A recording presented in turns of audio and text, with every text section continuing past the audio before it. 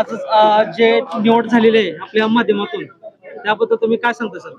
नाही, आजची जी निवड आहे मधुकर शेळके यांची, मधुकर शेळके यांची निवडीचं त्यांनी इलेक्शनच्या वेळेस नगरसेवक म्हणून काम करण्यासाठी आमचे जी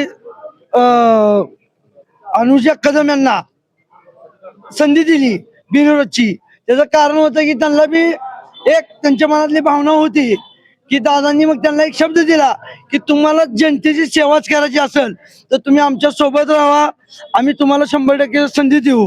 दादांनी ठरल्याप्रमाणे पहिल्याच वेळेस की त्यांनी त्यांची इच्छा जी काम करायची होती, कारण त्यांना नगरसेवक ही पद हे काम करण्यासाठी पाहिजे होतं की दादांना त्यांनी की म्हणले की मला बी नगरसेवक म्हणून काम करायचंय.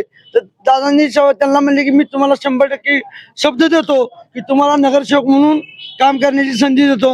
आणि दादांनी अचानकच काल पहिल्यांदा आम्हाला सांगितलं की मधु शेळके यांनाच पहिल्यांदा संधी देण्यात यावी, कारण त्यांची इच्छा जी तळमळ होती नागरिकांची सेवा करायची की आपल्याला सुद्धा एक चांगला कार्यकर्ता पक्षाला मिळणार आहे आणि ज्याची इच्छा चांगली आहे त्याला संधी द्यायला पाहिजे. ह्या उद्देशाने माननीय आमदार साहेबांनी काल मधुकर शेळके यांचं नाव सुचवलं. त्याप्रमाणे आमच्या सर्व सहकाऱ्यांनी दादाच्या शब्दाचा मान ठेवून सगळ्यांनी त्यांना संधी दिलेली आहे.